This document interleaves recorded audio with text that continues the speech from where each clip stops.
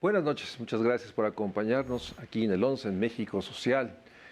Recientemente en México Social, tanto en su portal como en otros programas, hemos insistido de que si hay un tema que refleja las desigualdades, las contradicciones, pero también la urgencia, es el tema de la inseguridad alimentaria. La sensación de hambre, la percepción de que esta hambre, que cuando se vive desde muy pequeña edad, pues genera malnutrición, genera anemia, genera una serie de problemas que son difícilmente reversibles a lo largo de la vida.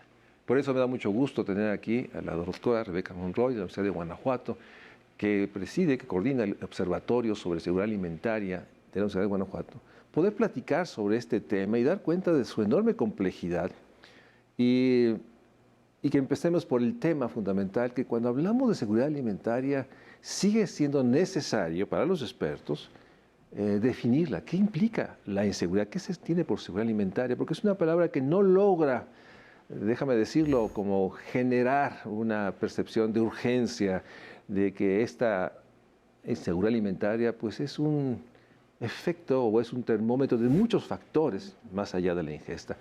Rebeca, muchas gracias por estar aquí en México Social. Empecemos por ahí. ¿Qué debemos entender por inseguridad alimentaria o seguridad alimentaria? Sí, muchas gracias por la invitación y saludo también a tu auditorio. Efectivamente es un tema, Mario, muy preocupante porque tenemos el concepto, y ahorita yo creo que el auditorio lo va a ver. Al momento que decimos qué es la seguridad alimentaria, es que tú y yo y cualquier persona en todo momento tengamos una alimentación sana, nutritiva, que sea continua, que sea permanente. Entonces, cuando vemos, es, si lo digo de manera coloquial, bueno, bonito y barato, ¿no? Es decir, cumplir con todo. Y entonces, seguridad alimentaria la tenemos efectivamente como una estadística, pero que en esa complejidad, en el concepto, nos perdemos y lo vamos subdividiendo en otros, ¿no? Hablamos de hambre, el hambre oculta, la pobreza alimentaria, tenemos los conceptos y las consecuencias que vemos físicas, ¿no? Como talla baja, los indicadores de anemia, la misma desnutrición y principalmente nuestra infancia, que es realmente algo muy preocupante y lo podría etiquetar hasta inmoral lo que podemos permitir con nuestra infancia, porque finalmente una inseguridad alimentaria que si bien vemos aumentos, eso también hay que reconocer que los aumentos, pero siguen siendo insuficientes, porque realmente la complejidad que nos lleva a que logremos que efectivamente un hogar logre que en ese tenor con sus integrantes como es infancia, le logremos un derecho primordial de su protección.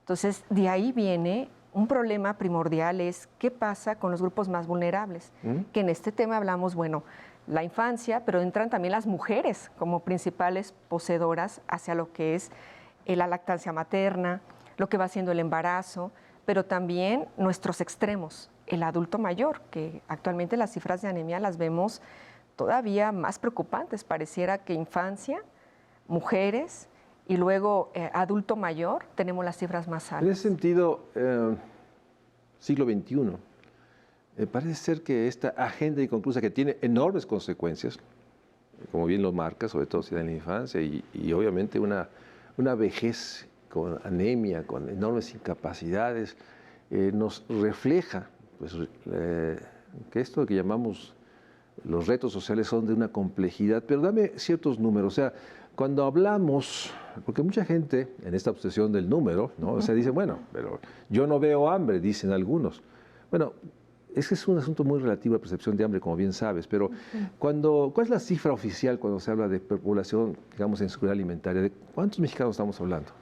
Estamos hablando, por ejemplo, en hogares, nos marca ahorita, y si hablamos de diferenciar rural y urbano, porque también esa es una parte, aumentamos, a veces lo digo, me gusta mucho el redondeo, lo me dicen los estudiantes, vamos a hablar en términos absolutos, que va siendo el 48%, cuando veníamos de un 30% 2012, 48% de hogares ¿qué? Con seguridad alimentaria. O sea, lo pongo al revés, el 52% de los hogares no tienen seguridad alimentaria. Así es. Esa sería la cifra.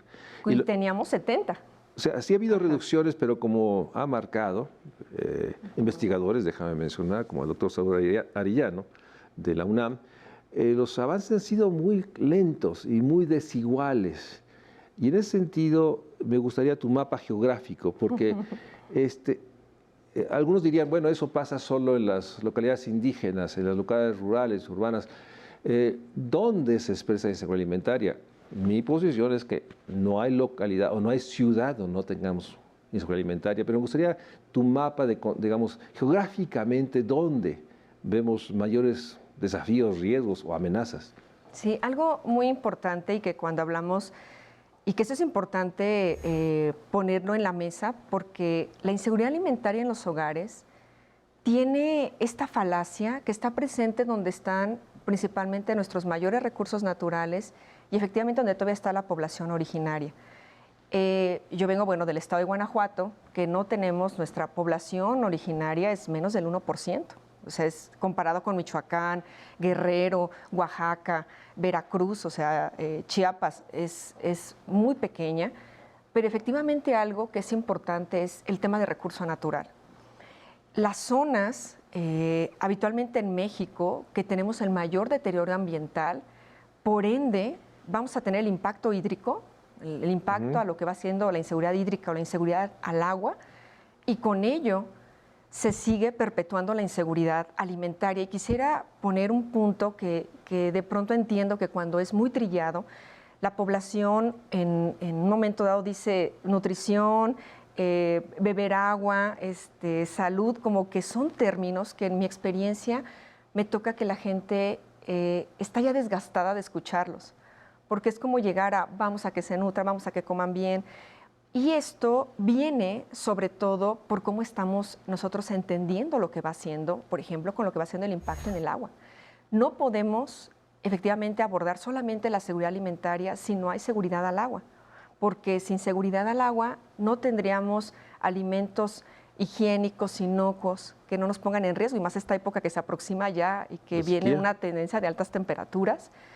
La misma contingencia nos demandó higiene en todo momento y que eso siempre ha sido, ¿no? El lavado de manos, lo que va siendo el agua de consumo fisiológico. Y en eso ese también sentido, va siendo. déjame, porque me provocaste, el cuestionamiento, porque diríamos las campañas de prevención o de orientación alimentaria. Los sexenios pasados hablaban de mídete, muévete y algo más, faltaba un verbo. Y en esta administración, los últimos 4 años, y hablo de administración estatal, Guanajuato, etcétera, parece ser que a veces hablamos de obesidad, sobrepeso, que tiene relación con diabetes, pero dejamos de poner en el centro esta realidad de la enorme vulnerabilidad por falta de acceso a agua, alimentos, y lo otro que está atrás en esta complejidad que tú has estudiado. No solo son alimentos, es el entorno donde uno se alimenta, o sea, la cocina, el espacio, o sea,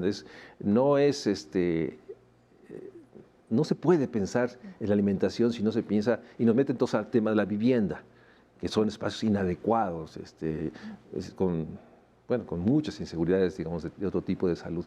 Entonces, en ese sentido, dame una reflexión sobre lo que tú has percibido de las campañas gubernamentales con este tema. Yo parto para la tesis, no han sido efectivas, no logran comunicar, pero tengo la percepción que en los últimos años, en la República, Guanajuato, ¿verdad?, como que ha habido una menos intensidad, por ponerlo así. ¿Estarías de acuerdo en ese juicio? Ahí pondría, Mario, desde importante, y que lo voy a trazar desde que tuve la experiencia en 2007 de acudir a una de las regiones del noreste, que es Atarjea, o sea, prácticamente en su momento incomunicada. Han mejorado todo lo que está haciendo la carretera, sí tenemos, eso también abona a la accesibilidad y a la disponibilidad también de alimentos, o sea, el desarrollo de vías que permitan, y lo aprovecho para comentar. Pero algo que yo me enfrenté cuando estuvo el programa, por ejemplo, Oportunidades en su momento, y que lo tengo en una publicación, es que los programas llegaban a dividir. Entonces, ¿qué hacemos? Y pondría gobiernos, academia, investigadores, todos los que ingresemos a vigilar un programa, a proponer un programa, a operar un programa, sí tendríamos que tener qué es el mínimo de riesgo que conlleva mi operatividad. ¿Y a qué me refiero? El programa habitualmente sabemos que también han sido andamiajes para el existencialismo, para vocaciones políticas, y no realmente la visión del programa que sea efectivo, que nos resuelva la inseguridad alimentaria, que nos promueva hábitos saludables. En estas zonas yo me encontraba que la gente decía, yo no coopero con la limpieza, por ejemplo, en la calle, porque yo no soy la beneficiada del programa, que lo hagan las beneficiadas. Y había un sentimiento de que no era equitativo efectivamente la distribución que se les daba a quien quería. O sea, nuevamente los temas de cómo administramos el programa. Y eso es algo que es muy importante en los criterios, eso es una.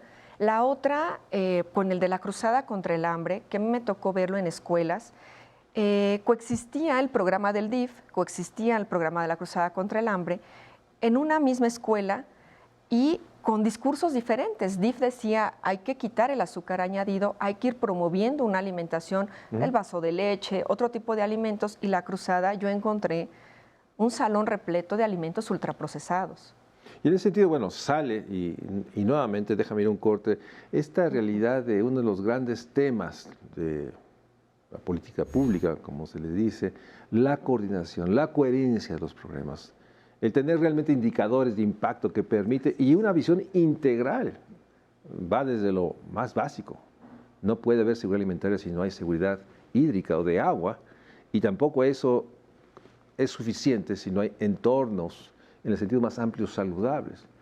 Déjeme decirle, mi percepción es que todavía nos falta mucho por hacer. Vamos a un corte y regresamos para seguir hablando de seguridad alimentaria y las experiencias que han tenido de su observación y su enorme necesidad de ponerlo nuevamente en la agenda, yo diría, urgente. Vamos a un corte.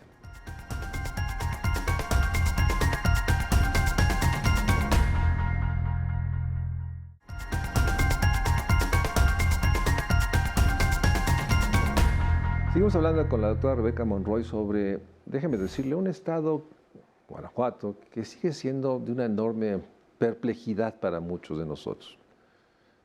Hay una gran dinámica económica, diría, ¿no?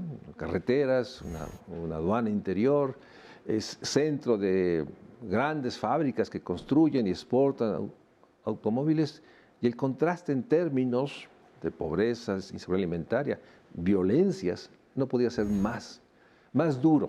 Eso nos demuestra que no basta la carretera y no basta las fábricas. Hay algo que no amarra y que nos lleva a lo que ustedes viven y nosotros observamos con enorme azoro, ¿no?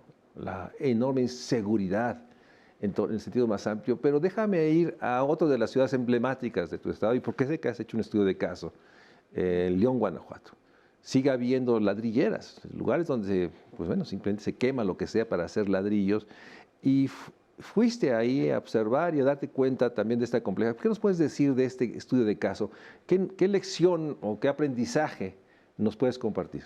Sí, gracias, Marigual. Sí, me gustaría ponerlo como en el contexto, sobre todo de la experiencia, sobre todo de acciones, que es como la parte del mensaje. Probablemente la audiencia también ha de estar constantemente diciendo, bueno, tenemos el diagnóstico, tenemos datos, pero ¿qué podemos hacer? Y realmente es una invitación a que requerimos en este momento una real vocación que, por ejemplo, desde la ciencia sea resolutiva, que documente, que también la población vaya sumándose a la participación.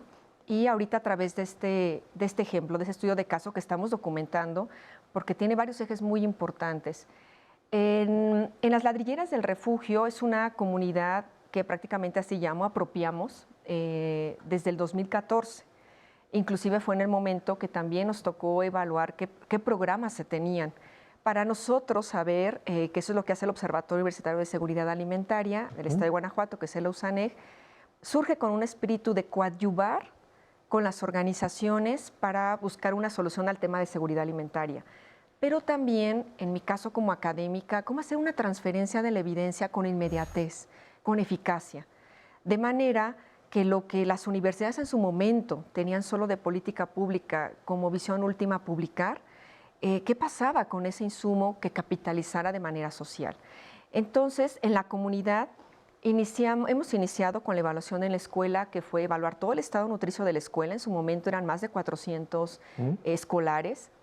Y ahí identificamos que prácticamente el 51% de los niños tenían anemia, en este caso, bueno, basado de acuerdo al indicador que tiene para la encuesta de salud y nutrición. Nada más una presión. ¿Qué significa que un niño tenga anemia? O sea, para una gente que dice, bueno, y yo como sé que el mío, ¿qué impacto tiene? Sí, lo importante es que cuando escuchamos la palabra anemia en uno de nuestros hijos o nuestros niños, es la traducción, una pérdida de oportunidad para rendir en la escuela, para aprender, para poder afrontar cualquier proceso infeccioso, para crecer adecuadamente.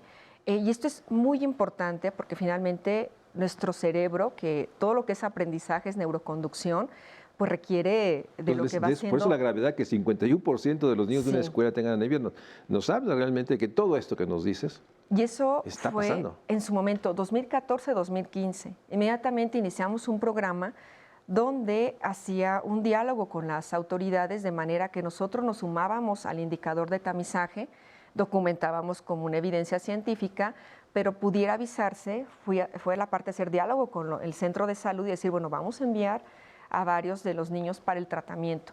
Se asesoró a las mamás la importancia de la desparasitación primeramente, luego los alimentos, que la verdad encontramos una recepción muy buena de parte de las mamás, pero detectamos que la transición entre preescolar a primer año es donde estaba lo más crítico y sexto al momento que se fueran a secundaria.